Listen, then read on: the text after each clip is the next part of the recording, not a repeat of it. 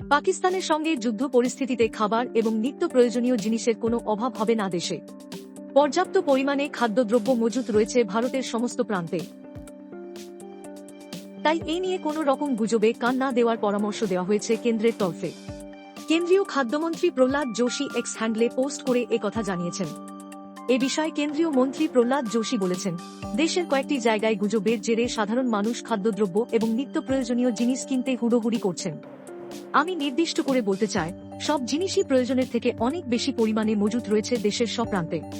তাই এই নিয়ে অহেতুক ভয় পাবেন না, গুজবে কান দেবেন না। অপারেশন সিঁদুরের পর ভারতের বিভিন্ন প্রান্তে হামলার চেষ্টা চালিয়েছে পাকিস্তান, যদিও অধিকাংশ ক্ষেত্রেই তাদের এই প্রয়াস ব্যর্থ হয়েছে। এরপর থেকেই যুদ্ধ পরিস্থিতি হয়েছে।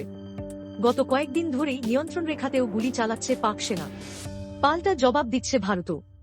এরকমই পরিস্থিতি খাদ্য ও নিত্য প্রয়োজনীয় দ্রব্য নিয়ে দেশবাসীকে আশ্বস্ত করল সরকার।